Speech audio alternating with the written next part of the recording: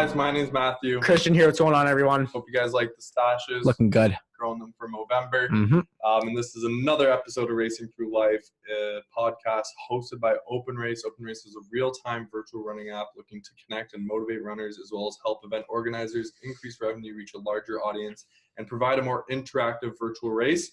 And Racing Through Life is just kind of a podcast that we want to dive deeper into a runner's life. Yeah. So basically it was maybe we want to brand ourselves being more than just a running application. So this podcast, great forum to really understand, runners' lives, anyone in the running industry, event organizers, racers, trainers, anyone kind of in that overall scene. And we have an absolute amazing guest today. We have LaRocco. She is a 7-time D1 All-American, 4th in NCAA 10K, 6th in NCAA 5K, and 13 NCAA cross country, is training to come back from a unfortunate injury that kept her off for a year, but she's coming back strong and better than ever. Let's give it up for Lauren. Yeah, loving it. So whereabouts are you calling from? I'm in Sacramento, California. Nice. Yeah. Did you live there your whole life? I grew up here and then I moved back here at the start of this year, so like right before the pandemic. Mm-hmm. Okay. Why'd you decide to move back? I was dealing with an injury. I kind of took a year off of running after college and it wasn't really getting better. And I just kind of like moved back home and found some PTs and like kind of got taken care of. And yeah, I started running again, probably mid-March. So it's been like a slow comeback, but it's been nice to have running back during this time. So was this kind of like an injury that kind of came about like just after college, so to speak, or like throughout college? It was like one of those aggravating, because like with a lot of runners that we've talked to, they've gotten like so many injuries just from like over the years, kind of like wear and tear. They don't really notice. A lot of them they don't really notice until it's kind of like too late, kind of. Yeah, because I've been like pretty much injury free my whole running career, and then it was like my last season as a fifth year in college, and it wasn't, I think the problem was that I got misdiagnosed a lot, so I ended up taking all this time off from running, and rest actually wasn't the solution for it, so it got worse. But it was essentially like my ankle mobility was really bad and I ended up getting like a pinched nerve because of it, so it was really painful, but it wasn't like a real injury even. It was kind of weird, but it was so painful, and like it got to the point where I couldn't walk for a really long time, which is pretty humbling experience. But yeah, it honestly probably was just like, years of like running high mileage and, not, doing all the little things and wear and tear, like you said. Wow. So I guess, wow. You couldn't walk? Like you were you off the wheelchair? I was on crutches. I was living in Colorado when I decided to take time off, and then it got really bad, and I tried getting like PRP and things like that, and so that was just painful. And I remember like struggling to even get dressed in the morning and stuff, just because like I sucked at crutches and couldn't even put any weight on my foot. It's frustrating because right now I feel like I'm very far from where I want to be, but also like I've already made a lot of progress from the start of this year. So that's great. I hate to say it, but like a good year for it to happen. If an injury is gonna happen. It's a good point. Because of like the pandemic and everything. Yeah. Another girl that we were talking to from Stanford decided to get her surgery earlier this year because of like the pandemic. So it's never a good year to get an injury, but if you had to choose one, like probably this year. Yeah. So I kind of want to take it back a little bit. You grew up in Sacramento. You had a twin brother as well, or you have a twin brother. How was growing up in Sacramento? How did you get into running? Tell us a little bit more about that. Growing up was good, I guess. I was really, really shy as a kid, and so I feel like I kind of shadowed my brother, and he made friends for the both of us, which resulted in me like really only having guy friends. And so I grew up playing soccer, basketball, and baseball, and I was the only girl on the team in baseball. So just played lots of sports. And then in 8th grade, when I was on the basketball team, our assistant basketball coach was the assistant track coach, and he could tell I was like, when we'd run suicides and stuff at practice. You're beating everyone else?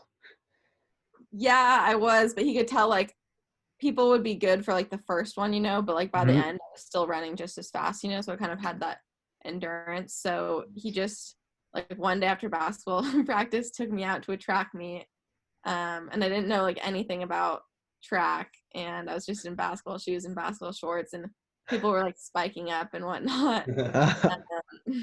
And yeah, I ran the mile, and I don't remember what place I was. I ran 5:41 though.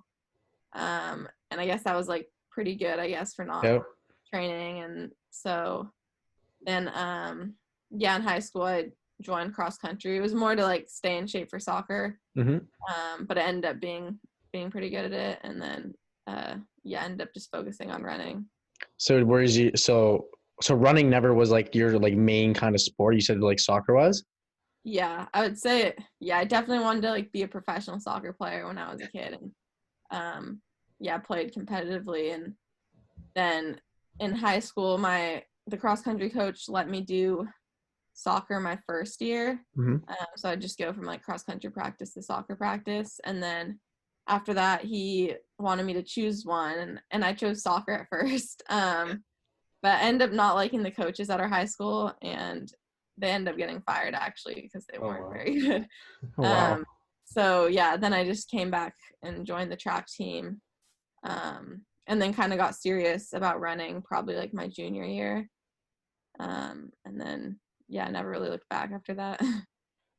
How was that whole, I guess, so junior year you take it more seriously? How did like scholarships and stuff like that, schools reaching out, I'm always curious to hear how that process was, I guess, leading up to senior year.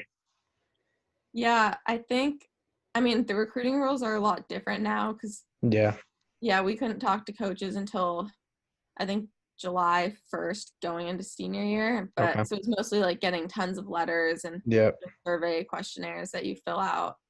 I think I did email some coaches, like I reached out to them.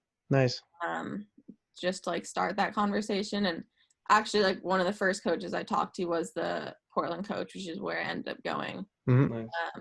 So I remember first emailing him during junior year cross country, and I think that helped a lot because like when I first emailed him, my 5K time was like 18 something, and then by the time I was going there I had run like low 17 or something like that.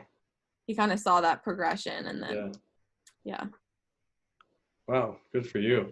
That's great that you reached out and had like that conversation. What kind of went into a decision of choosing University of Portland over some other schools? I feel like it was the best balance of athletics and academics, and also a really strong community. There was like Ivy League schools reaching out to me, but they don't give athletic scholarship, and I didn't really want to go to the East Coast. And then there were some really good teams reaching out to me, but they like didn't have very good academics, or I did engineering, so a lot of them either wouldn't let their athletes do engineering, or they didn't have an engineering program and that kind of thing. And at Portland it was kind of, academics is actually pretty big there. Like our coach always said, academics comes first and running is like a close second. I kind of switched it around, I think, but we like to call ourselves athlete students instead of student athletes. Nice. I think, Portland is a small school, but it was nice just because like your professors know you, and it made traveling really easy. And it's just, really supportive community. Awesome. And why'd you choose to go into engineering? Was that like a decision you knew you were going to do prior to going into, like, I guess earlier in high school? Like, 11? No. I mean, I've always been strong in like math and science, I guess. Yeah. I think that I just wanted, like, I've always loved challenges, and I knew that engineering was a really challenging major, so I just wanted to pick the hardest major. I didn't really know anything about it, and I really liked working in teams and that sort of part of engineering. But there was no like particular reason besides that. Like, I just wanted to do something really hard. Yeah, I totally understand. We're both in engineering as well. Okay. At University of Waterloo. Pardon? What did you study? We're taking management engineering, so it's kind of like it's people call it a fake engineering because like we don't do like the mech and civil stuff, but it's a fake engineering. No, it's like you're describing it, and I'm like processing. It's like it's definitely. It's like it's pretty versatile, I guess. Like it's a good word for it. Like we learn a lot of business stuff, and like project management, like product management kind of things, and like software. So that's kind of what we're in, and that's kind of the same reason why I went into engineering, is like that math and science background. But I also wanted to do like business. That's why I chose management engineering. But yeah, the challenge is definitely there.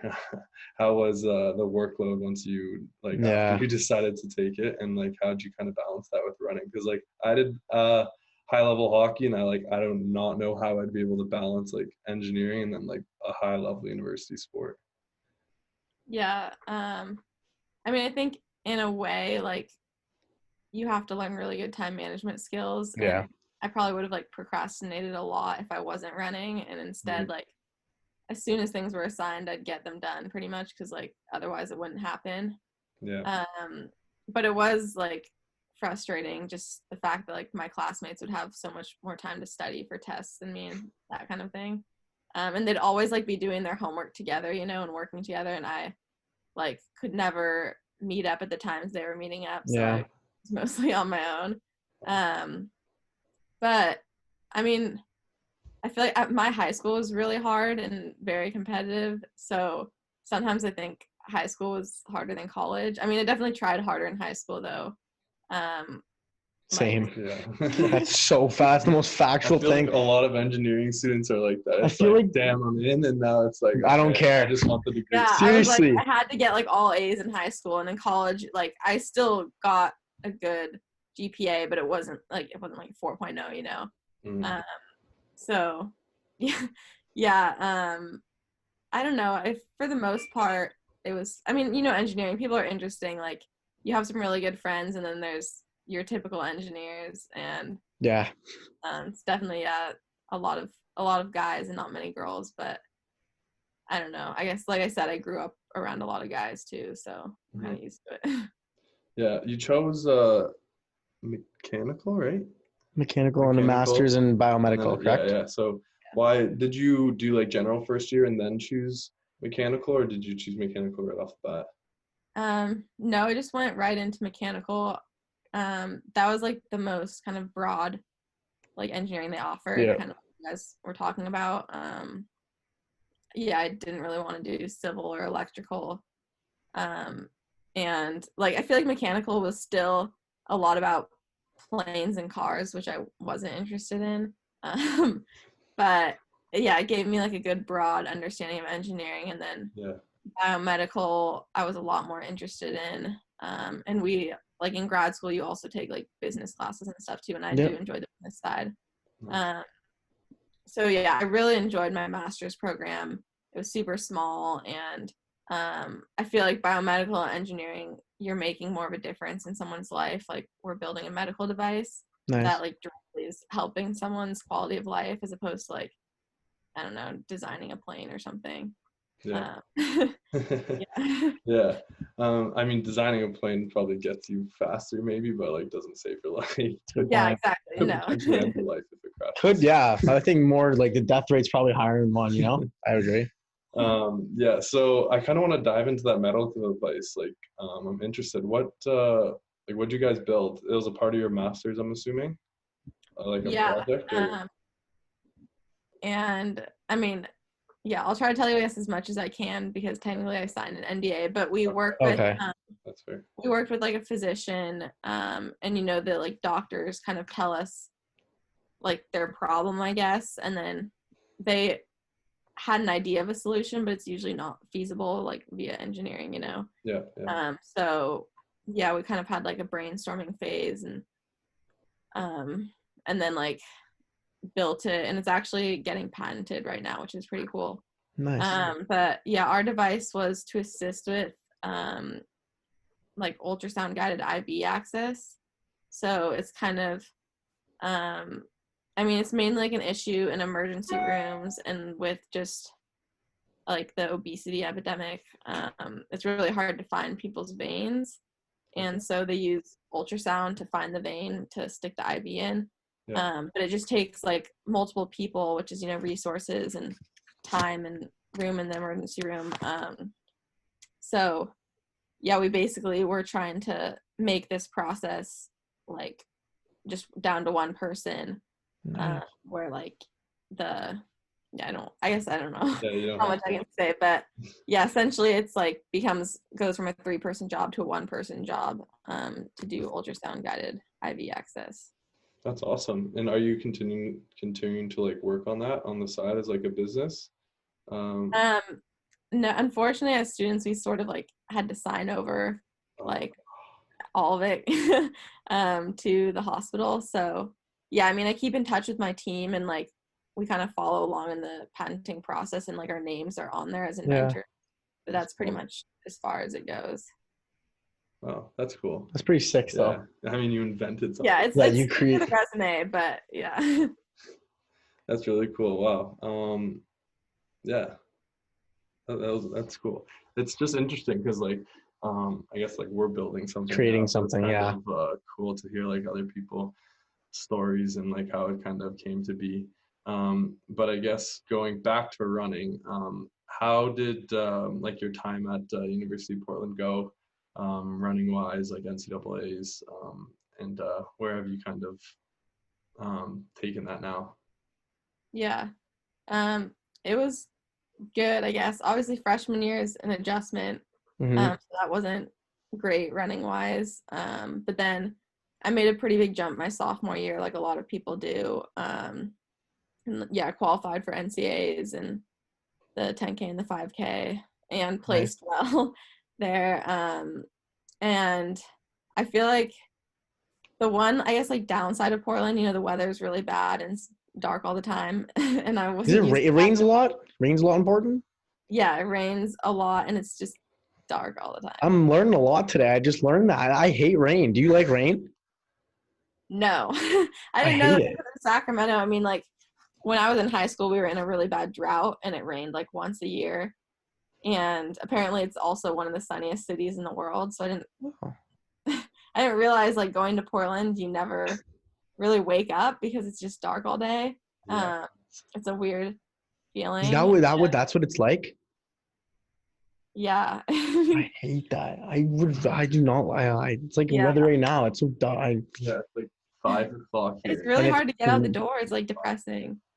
It is. And even like waking up, like I don't sleep with blinds. It's weird. Like I just keep them open because I like waking up to like the sun. Wait, like you like now whoa, it's not even, there's not even sun coming up. Wait, can we just go? You don't use blinds, so like I always sleep with just windows open. Like wide open. Wide open. That's pretty weird. That's pretty weird. I find that a little weird. Okay, that's I new. like waking up to the sun when there is. See straight in. Yeah. So in the fall in Portland is pretty nice. So I feel like cross country always went well. Okay. And then the spring would be terrible, and I would pretty much be sick all of spring. I'd get sick during cross country too. Yeah. I don't know. I was just chronically like ill at Portland. It's hard to explain. Like I loved it there, but I was always sick. Do you think that's due to like kind of like running in the weather? I think so, because I feel like that would be. I was never sick at all before college, and then I haven't been sick since I left. And I remember like trying to get blood tests and stuff done to see if I was allergic to mold or something there, but like nothing ever showed up. So I don't know what it was. It could I be think stress probably too, like maybe. depressing weather.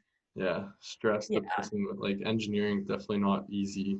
And then pairing yeah. that with Running in the rain. There's I probably feel just like like a lot that's of different gotta be stresses it. on my Running. body. rain. Sorry, what did you say? Yeah. Oh, there's just probably a lot of different stresses on my body. Yeah. Yeah. Yeah. No, So I yeah, feel like that too. sophomore year like went well during track. I don't know how, but um yeah, then after that my track seasons were kind of a shit show, and then cross country was at least good, which I enjoy cross country more just because it's more of a team sport. Mm. What? Uh, sorry, Sorry, what? just no. Sorry to interrupt. What would you say was like one of the biggest reasons from the jump from sophomore and freshman year? Was it just get the adjustment, kind of going from new workload to now training? The training gets more intense. Like, what was it? I think it was just knowing what it takes to be good, because like Yeah. in high school we like kind of worked out, but it was like really easy workouts, and it was pretty, yeah, it was kind of like fake workouts. And like my work ethic was always there, but I just didn't know what it took to be good. And so once I saw like, okay, this is what it takes, then I just like put in the work. And yeah, it took a year before it kind of started to catch up. Like cross country, I think my sophomore year, I was less than a second from qualifying from NCAAs. Mhm. So I was like already a lot better, but like wasn't like quite top in the country yet. And then yeah, by my sophomore year, like yeah, it was good. And I'd increased my mileage a lot and just yeah, more intense workouts. But yeah, I think yeah, most of it was just knowing like what I had to do to be good. Yeah, that's great. That's a good no. I think like for me, I think one of the biggest like transitions, like just in like I guess like transitioning, because like back at home like Sacramento, you probably like always like one of like top tier runners. Like every race, you're like one of the top runners, and then like you said, the workouts were like easier, so you're kind of like you're like smooth sailing, and then like it's like once you get to like NCAA D1, it's like okay, everything. I feel like it's just a lot like right off the bat, like from like workload and then to training, it's just a whole new level of like what the hell's going on. Yeah, I know. It feels like I remember feeling like I was almost at like some crazy camp or something, because there was always stuff going on, Yeah. and I just had to almost pretend like this was a temporary situation and not like permanent. Yeah. But yeah, it is a lot, and like I feel like everyone tells you, oh, it's going to be a lot, and you just still can't really prepare for it until you're in it. Yeah. Mm-hmm. Yeah.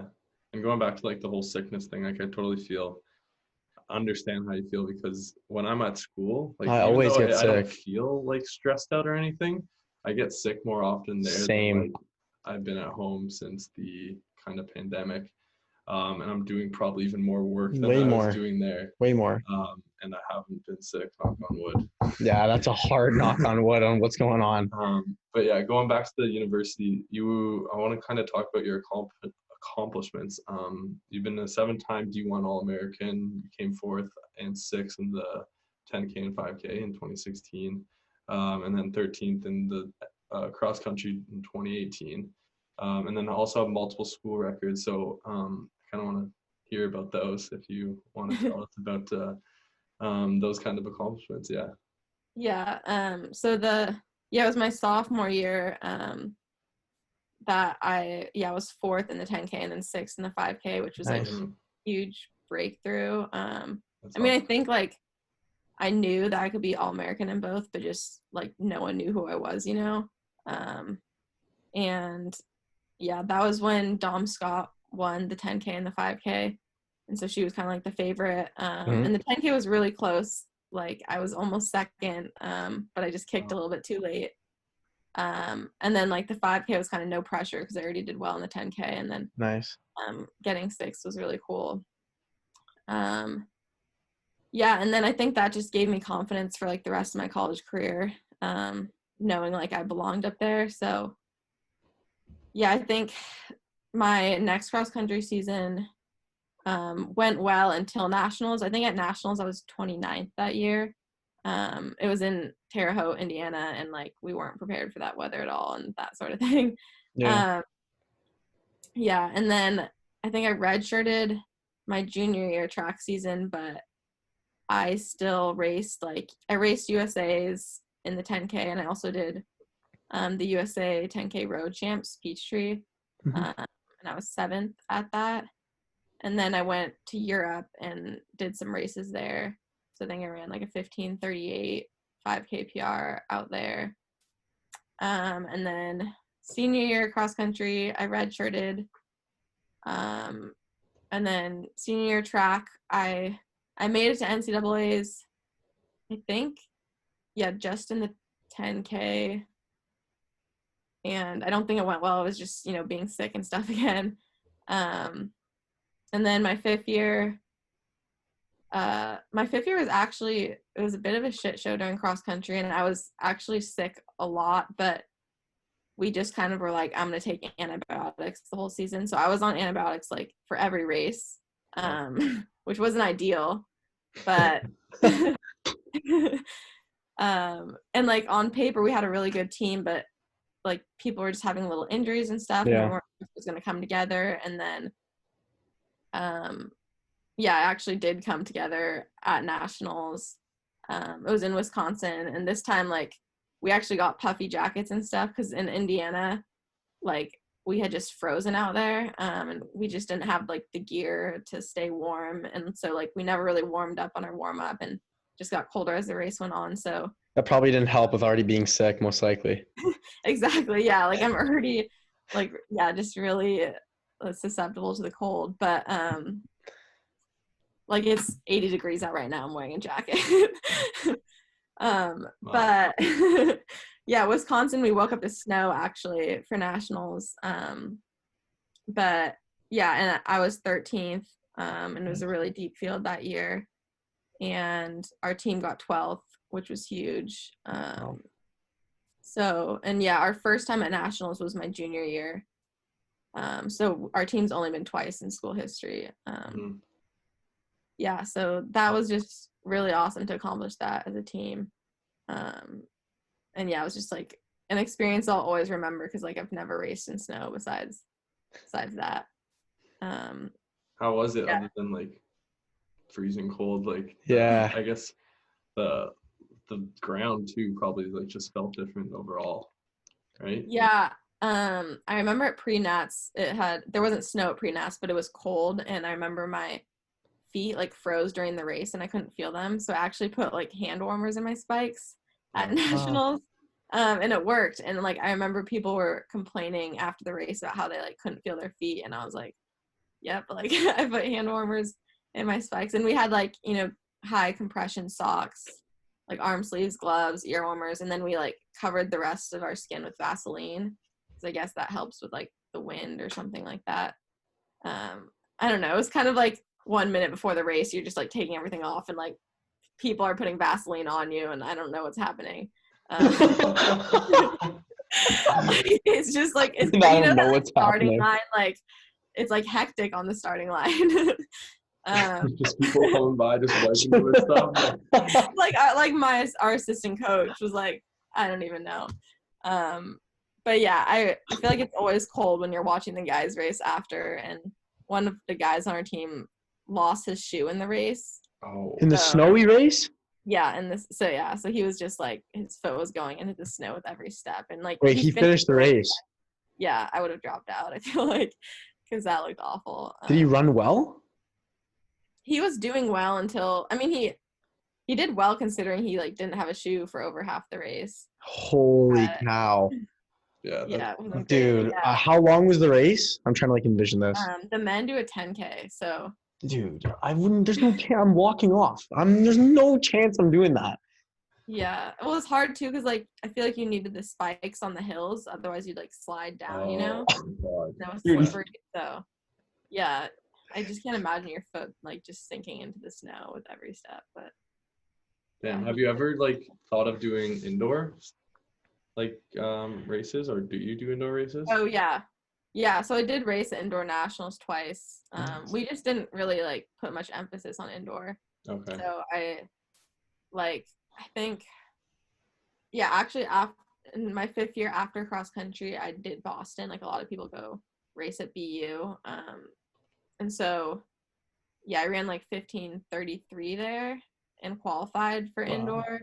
But then, like, you know, you take your break and you're not actually in great shape by the time nationals rolls around. I want to say I was like 12th maybe at indoor nationals. I honestly don't remember because we don't care that much about indoors. But yeah, our team goes up to Dempsey at University of Washington like every other week during January and February. So it's fun, but we don't take it super seriously. Okay. Wow. And now you're still doing competitive running. Yeah, so obviously, yeah, I took some time off with that injury, and then so I run for Sacramento Running Association, and I mean, there hasn't been any races or anything. I actually have a time trial on Friday, so that's gonna be my first time trial, just see where I'm at. Now that I've just like been back training for a long time, I feel like I haven't done many workouts because we've been really slow to like reintroduce intensity, but my mileage is back up. Nice. Yeah, so yeah, running and then working part-time for them. And yeah, that's pretty much it. Awesome. You're doing marketing and communications for Sacramento Running Association? Yeah. Yeah, it's fun because I feel like I get to use like the creative side, which is what I enjoyed about engineering, you know? Yeah. And then like, yeah, you're kind of just working as a team and you get to like talk with sponsors and stuff like that, which is fun. So yeah, that's what I was actually going to ask. Like, why'd you choose to kind of go into like marketing with an engineering background? Yeah, it actually started as like a temporary position. I was covering for a woman who was on maternity leave, and then she just decided she wasn't coming back. So I kind of got offered the job permanently. But yeah, I feel like I just needed something else besides running, especially like during the pandemic. I don't know. Yeah. Like I just need that balance in my life. And yeah, I think like I also manage their social media pages and stuff like that. And yeah, I have some experience, I guess, managing my own social media page. So yeah, I guess that's how I got into it, and I like it, so I'm happy with it, even though it's not engineering. My parents will like call me up here and there and be like, when are you gonna get an engineering job? But I'm not in any rush. So do you not want one? Or because like engineering, it really like at the end of the day teaches you just like how to think, and like most engineers don't even kind of go into like a typical engineering role afterwards. Like a lot of them like do consulting or like management stuff because it teaches you how to work with a team and just a lot of different skills in general. So is that something you kind of want to do, is go into like a typical role, or do you see yourself, like where do you see yourself going in terms of like that sense? Yeah, I know. I feel like most of my engineering friends, like they're not using anything that we learned in school, really. Yeah. I probably won't learn. Like my degree is like, I hope my mom's not watching this episode, but like my degree could have been a waste of money. Yeah. I mean, like when I was in school, I thought, you know, I want to like work with athletes and build like injury prevention equipment or like performance analysis. And I did like talk to some people at Nike, but they don't have many engineers. It's more just like marketing there.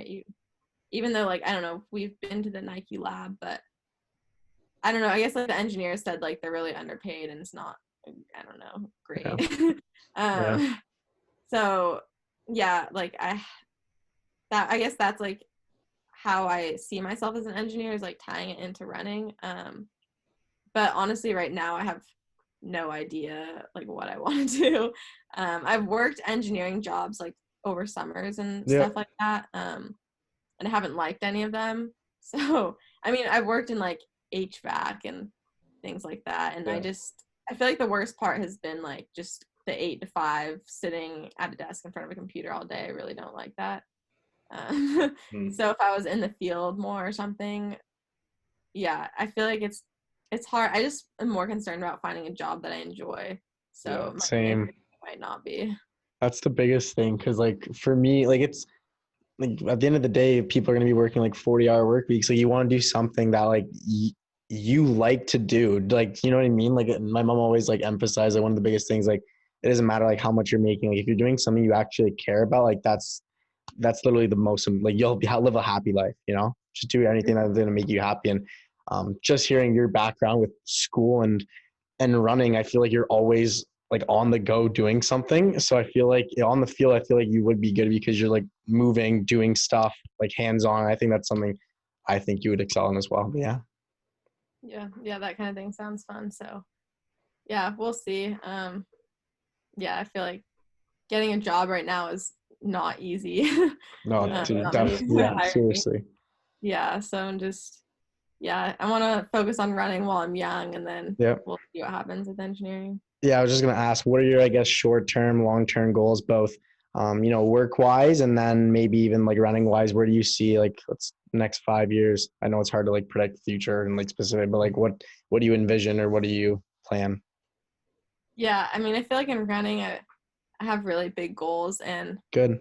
I mean, yeah, like I feel like so many people now so many women are like breaking 15 in the 5K, and I'd love to do that. I'd love to like qualify for the Olympics, or like a world championship, whatever. But I think like I'm better at longer distance things, so I think the marathon will be my best event. And it's crazy to see like marathoners are peaking in like their late 30s, So Yep. I'm more trying to think long term, because it's like I'm only 24 right now, so as frustrated as I want to be because I'm so far from like where I want to be, I know I have like so many years ahead of me. So I guess that's kind of like my mindset. That's great. No, that's great. So have you tried running like a marathon now, or is that kind of just like the long-term plan? That's just a long-term plan. I don't know when I would debut in the marathon, maybe in a couple years. I feel like I definitely have unfinished business on the track first. So yeah, I think my longest run I've ever done is only like 18 miles, but that's pretty fun. Like only? Like we're talking like that's like whatever? I mean, it's like 3 miles off of. That's pretty solid, I guess. It's really good. So yeah, on top of that, do you have any kind of like advice or training tips for people that are getting into running or want to kind of be in the position you're in? Yeah, that's hard because I feel like it depends on like where you're at, like I feel like high schoolers can take running way too seriously, and like it's hard because like you want to take it seriously enough that you get to college, but then like you also want to just have fun and not burn out in high school. I think like the mental part of running is such a huge just part of it. I do too. I think that like you just have to believe in yourself, and then the results will come, and you kind of have to act like you're really fast and then you get fast, like kind of pretend like you're already there. So just like investing in yourself and like believing in yourself and putting in the work, honestly. It's just kind of simple, but No, do you feel like, I feel like especially nowadays, like with a lot of not even like runners as well, but like different athletes, I think from a young age, like parents put so much, not stress on them, but you be a good athlete, like play this, do this, and then they burn out like from a really like elementary to like a middle school, high school, and then by college, I feel like a lot of athletes are like I've worked my whole life to get like I don't like it anymore. It was more so like they just did it. Becomes a job too early. Becomes a job way too early, and then they like lose the love of the game. Do you feel like that happens like often with runners? Yeah, I feel like I saw that all the time in college, and I even saw it some in high school, like people who went to junior Olympics in like middle school or something, and then just like quit in high school. Because they just wanted to live like a regular life kind of. Yeah, and that was definitely the parents. And then people who just went way too hard in high school and like, were winning state and then really never did anything in college. Wow. It's kind of like they put all their eggs like in the basket too quickly. And so I think just progressing slowly, like not doing super high mileage in high school, and also like doing weights and like crazy workouts, like you have all of college to start, like introducing strength training and harder workouts and slowly building your mileage each year so that you always like have room to improve. but yeah, at the end of the day, like just staying healthy helps a lot, like consistently being able to, I always think like, I mean, it's better to have like a bunch of like okay to good days and like a few great days every now and then, so like you just got to show up, and you don't need to have a great workout every time. You just need to like work out, Yeah, consistency. Mm-hmm. Awesome. That's great advice. And yeah, we kind of feel the same way, and a lot of other runners feel the same way. And a lot of runners actually kind of just like find themselves like into running, kind of like how your story was, like you played basketball and then like your assistant coach come run this mile quick. So like a lot of runners, kind of good runners actually, like that we've talked to, kind of just like stumbled into running. And we haven't really even like talked to someone that was like, yeah, I've been a runner my entire life, did this, and now I'm an Olympian, and I'm gonna be an Olympian. It's kind of just like they did all these other sports and like had a great like balance right through all of high school, elementary school, and then even university, and now they focus that's why where they are now. Like I would say like grade like 9, 10, like 10, 11, they'll be like focused in on running is when they're like, oh, like I think I can get a scholarship, like I'm gonna now do only running, like where they branch off from the other sports and they kind of, okay, now I'm just doing running. That's where we find, like, just from the like the interviews we've had, the podcasts we've had, that's where we've seen a lot of runners come from, is like transitioning as they go into high school from other sports.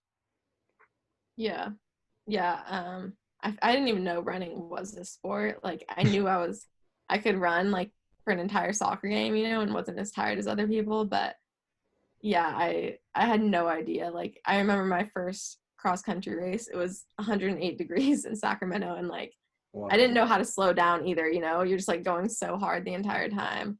And I was like in these chunky Asics trainers, like it's kind of funny looking back.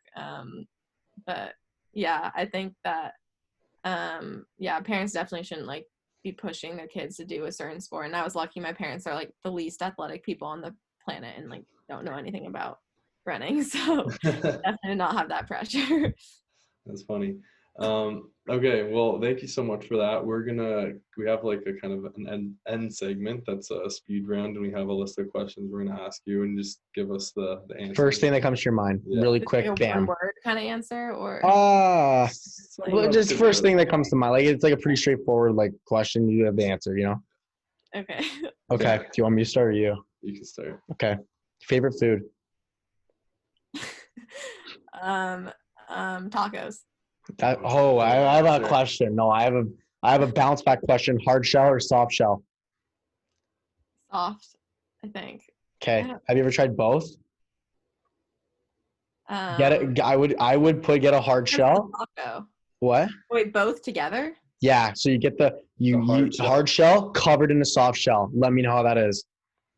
Oh wow, I never thought about that. It's got crunch. It's got crunch, and you don't lose it because it's in the soft shell, so you don't lose it, which is the worst part about eating tacos. You should just have the soft, because doesn't fall out everywhere. Give that a try and let me know. Okay, now you can go back to the thing. Okay. Favorite, this might be the same, but favorite cheat meal? Cheat meal? I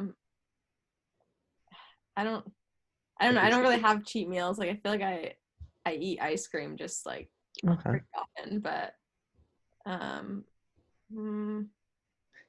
don't know, like, or dessert or something. Your favorite, like cheat snack could be anything that like your trainer would say don't eat that. Yeah, probably just ice cream. Okay, that's odd. Wait, what's your favorite ice cream? I like that background question. Okay, so Portland, I don't know, Salt and Straw is like this popular ice cream place in Portland. Okay. And they have a flavor called cinnamon snickerdoodle. Whoa. And it has chunks of the cookie in it, and it's really good. Oh, that was probably good. I'm like a classic guy. I'm like classic Oreo cookies and cream. But yeah. Okay. I'm a big like sherbet kind of guy. That's so weird, dude. Like no one like says. You think that's weird or normal? It's not real ice cream. Yeah, no, I don't like fruity ice cream. Like you just have fruit and be healthy. Same, dude. Like why are you trying to be better than everyone else eating ice cream? I'm not. It's just I don't like ice cream. It's like I like it refreshing, and ice cream just makes you more thirsty. Dude, for an Italian, that is a weird answer. Gelato. What do you mean? Gelato is like so similar to sherbet. No, not the chocolate one. Okay, anyways, we're getting off topic. Anyways, biggest fear. Drowning. That's a good one. That's a good one. Celebrity crush. I don't know. I don't really have a celebrity crush. Okay, that's okay. All right, next. Favorite clothing brand. I'm trying to think, like Anyone you're trying to get sponsored by? New Balance. Right. Nice one. New Balance. New Balance, if you're listening, please, right here. Okay. Hit me up. Favorite artist, music artist. Oh shoot. It depends on my mood. Since like first grade, I've been like an Eminem fan. Solid. Yeah. Solid. I like that. Biggest running myth in your opinion? Biggest running myth? Mm-hmm. Gosh, I don't know. What even is a running myth? Like it's something that when someone says it's what someone thinks about running but it's not true. Like people say I hate, like when people call you a jogger, you know? Okay. I don't know if that counts, but like no, that can count. Yeah, they're like, oh, look at that jogger, and it's like, no. It's a runner. Yeah. Okay, no, that counts. I like that. All right. Guilty pleasure. I guess that's kind of the same as like ice cream. Yeah. Mine, I don't know. Same as ice cream. Okay. If you could go to one place in the world, where would you go? St. Moritz, Switzerland. I've been there for like a 2-week training camp. How nice is Switzerland? Apparently, it's beautiful. So beautiful. Like we got like right in the middle of all these mountains, and like you can go to the tops of the mountains, and there's like glaciers and stuff. It's insane. That's sick. Okay. Yeah, Switzerland. A few people have said Switzerland, so we're circling that one. Okay, last one. Okay, last one. You can take a little bit more time on this one. If you could have dinner with anyone in the world, live or dead, who would it be and why? Honestly, right now I just want to have dinner with my brother because I miss him. He's in Florida, and I haven't seen him in like a year. So. Okay, yeah. I love that. That's a good one. Okay. I would have said Justin Bieber. I've said Justin Bieber. Yeah, I think he's awesome. You're a big JV fan? I think his music, like growing up, wasn't a big fan, but he's killed it the past few years. I think he's sick. And he's also like got a crazy life, you know? Yeah, well, even like his last song, like Lonely, I'm like kind of obsessed with that. I'm like, wow, that hits deep. Dude, so good, man. I'm telling you. Mm-hmm. Yeah, I would do JB. I think he has a crazy life. Like he would be a good like. How was your life? Like what? My mom's been bumping Lonely recently in the Your house. mom? Yeah. Like I can't even see that. That's weird. Like little Amazon like Echo or whatever.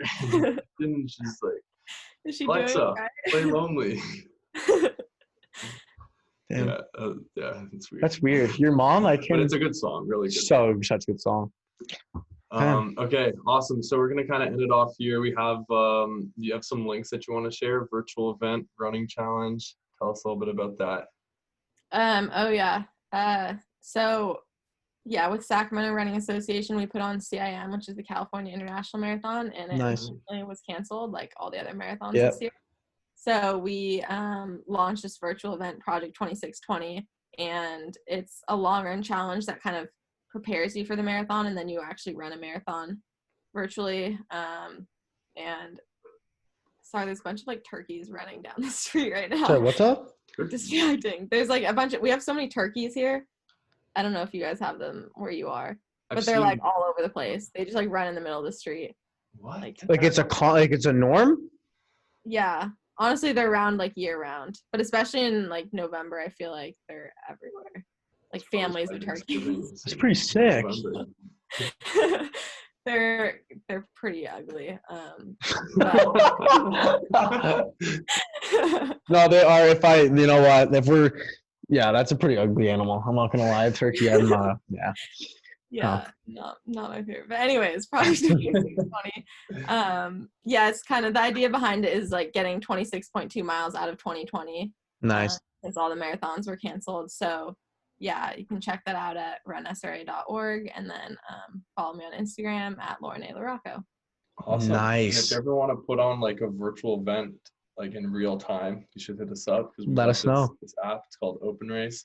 And what we're trying to do basically is like help event organizers host events, but do it in real time. Like, so actually set a date and a time, and all the runners use the app, and you get like updates on everyone else's position as well as yours and your pit on your distance and your time and stuff throughout the race. Oh, really? I might actually hit you guys up about that. Yeah, we kind of like, we understand like everyone's been changing to virtual, and the virtual events have been just like run when you want kind of thing. And send well, it's we didn't want to even call ours virtual because like, we just don't like virtual events even. Yeah. But I feel like, if you're doing it at least in real time, even if people are in different places, that can be a lot more exciting. So yeah, exactly. All right, well, thank you. Like you said, follow her on Instagram. Thank you so much for coming on. Check out the event, and we'll be in touch for sure. Thank you so much for coming on. We appreciate thanks for having me. It was fun talking to you guys. You too. Likewise. Have a good one. Stay safe. Bye. Stay healthy. Thank you. Yeah, Bye. you too.